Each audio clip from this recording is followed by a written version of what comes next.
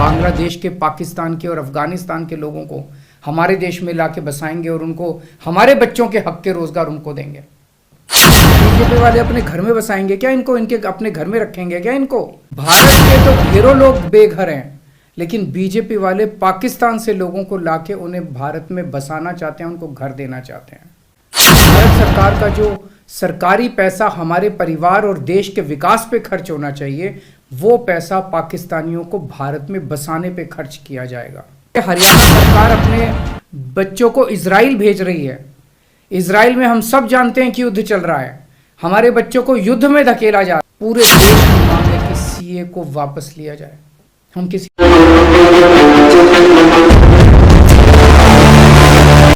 नमस्कार। कल भाजपा की केंद्र सरकार ने सीए लागू करने का नोटिफिकेशन जारी किया है। 10 साल देश पे राज करने के बाद ऐन चुनाव के पहले इन लोगों को सीए की बात करनी पड़ रही है। अगर 10 साल में कुछ अच्छा काम कर लेते तो शायद आज सीए की जगह अपने कामों पे वोट मांग रहे होते। आज देश के सामने सबसे बड़ी समस्या महंगाई और बेरोजगारी की है। किसी को भी घर चलाना मुश्किल हो रहा है, इतनी ज़्यादा महंगाई हो गई है, कमर तोड़ महंगाई हो रही है। उधर हमारे युवा दर दर की ठोकरें खा रहे हैं रोजगार के लिए, उनके ऊपर डंडे लाठियां बरसाई जा रही हैं। ऐसे में सरकार बेरोजगारी और महंगाई का समाधान ढूंढने की बजाय सीए की बात कर रही है, तो ये बड़े दुख की बात है। ये सीए आखिर है क्या?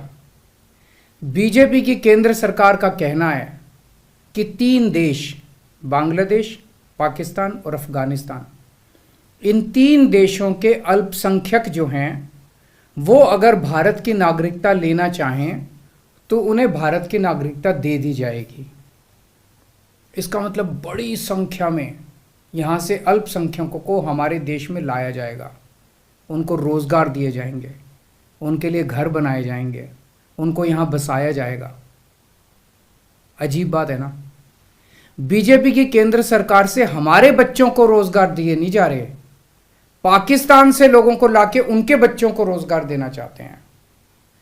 हमारे लोगों के पास तो घर नहीं है, भारत के तो ढेरों लोग बेघर हैं, लेकिन बीजेपी वाले पाकिस्तान से लोगों को लाके उन्हें भारत में बसाना चाहते हैं, उनको घर देना चाहते हैं। हमारे रोजगार उनके बच्चों को देना चाहते हैं, हमारे हक के घर उनमें पाकिस्तानियों को बसाना चाहते हैं। भारत सरकार का जो सरकारी पैसा हमारे परिवार और देश के विकास पे खर्च होना चाहिए, वो पैसा पाकिस्तानियों को भारत में बसाने पे खर्च किया जाएगा। इन 3 देशों में लगभग 2.5 से 3 करोड़ अल्पसंख्यक हैं। ये तीनों बहुत गरीब देश हैं। जैसे ही भारत के दरवाजे खुलेंगे, इन 3 देशों से भारी भीड़ हमारे भारत में आ जाएगी। अगर इन 2.5-3 करोड़ में से 1.5 करोड़ लोग भी भारत आ गए तो कौन देगा इनको रोजगार? कहाँ बसाओगे इनको? बीजेपी वाले अपने घर में बसाएंगे क्या इनको? इनके अपने घर में रखेंगे क्या इनको? बीजेपी वाले देंगे क्या इनको रोजगार? कौन देगा इनको रोजगार?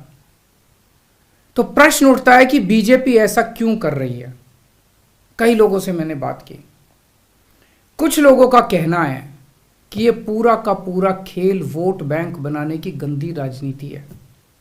इन तीनों देशों से 1.5-2 करोड़ लोगों को अगर भारत ले आया गया और उनको चुन चुन के इस तरह से देश के अलग अलग भागों में बसाया गया, जिससे जहां जहां बीजेपी के वोट कम हैं वहां झुग्गियां डाल के अगर इन लोगों को वहां बसाया गया तो वहां बीजेपी का एक पक्का वोट बैंक तैयार हो जाएगा, बीजेपी के वोट बढ़ जाएंगे।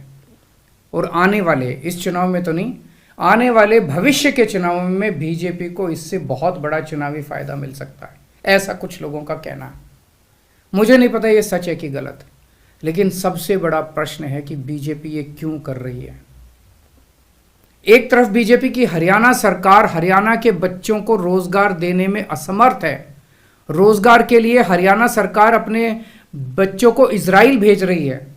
इजराइल में हम सब जानते हैं कि युद्ध चल रहा है, हमारे बच्चों को युद्ध में धकेला जा रहा है।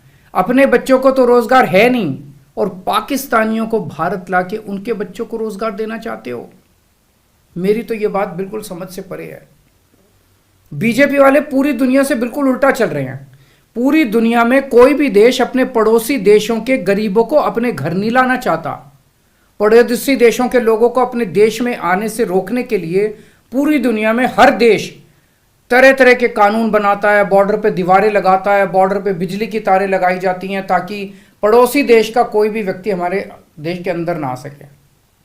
बीजेपी शायद अकेली पार्टी है पूरी दुनिया की जो पड़ोसी देश के गरीब लोगों को अपने देश में घुसाने के लिए दरवाजे खोल रही है, बिल्कुल उल्टा कर रही है। एक और बात है सोचने की, पिछले 10 सालों में 11 लाख से ज्यादा भारत के बड़े बड़े अमीर उद्योगपति और व्यापारी भारत छोड़ के चले गए। ये लोग भारत में फैक्ट्री चलाया करते थे, इंडस्ट्री चलाया करते थे, बड़े बड़े व्यापार किया करते थे, लाखों लोगों को नौकरी देते थे, रोजगार देते थे। ये बीजेपी की गलत नीतियों और उनके अत्याचार से तंग आके भारत छोड़ के चले गए। अगर बीजेपी को लाना ही है तो इन लोगों को वापस भारत लेके आओ ना, जो भारत छोड़ के चले गए। ये भारत आएंगे, इनके पास पैसा है, भारत में इन्वेस्ट करेंगे, नई नई फैक्ट्रियां खोलेंगे, नए नए व्यापार खोलेंगे, अपने बच्चों को रोजगार मिलेगा। ये क्या बदतमीजी है कि बांग्लादेश के, पाकिस्तान के और अफगानिस्तान के लोगों को हमारे देश में लाके बसाएंगे और उनको हमारे बच्चों के हक के रोजगार उनको देंगे। ये लोग कह रहे हैं कि 2014 के पहले आए हुए घुसपैठियों को इन नागरिकता दी जाएगी। ऐसा नहीं है, ये तो शुरुआत है। एक बार ये सिलसिला चालू हो गया, एक बार दरवाजे खुल गए तो फिर बहुत बड़ी संख्या में पाकिस्तानी और बांग्लादेश से लोग भारत में आने लगेंगे। आज बीजेपी कह रही है 2014 के पहले आए हुए लोगों को ही नागरिकता दी जाएगी। देख लेना, अगले चुनाव में ये बीजेपी वाले इस तारीख को बढ़ा के 2024 कर देंगे कि 2024 के आए हुए पहले वाले लोगों को दी जाएगी और फिर इसे और आगे बढ़ा देंगे। मोटी मोटी बात यह है कि पाकिस्तानियों और बांग्लादेशियों के लिए भारी संख्या में भारत आने के लिए बीजेपी सरकार ने दरवाजे खोल दिए। ये देश के लिए बेहद खतरनाक है और इसका सबसे ज्यादा खामियाजा उत्तर पूर्व नॉर्थ ईस्टर्न स्टेट्स भुगत रहे हैं, खासकर आसाम। आसाम के लोगों की भाषा और संस्कृति खतरे में पड़ चुकी है क्योंकि वहां पे बांग्लादेश से इतनी बड़ी संख्या के ऊपर इलीगल माइग्रेशन हुआ है। अब बीजेपी कह रही है कि इलीगल माइग्रेंट जो आए हैं उनको हम नागरिकता देंगे, उनको हम बसाएंगे, आसाम में बसाएंगे। आसाम के लोग बहुत नाराज हैं।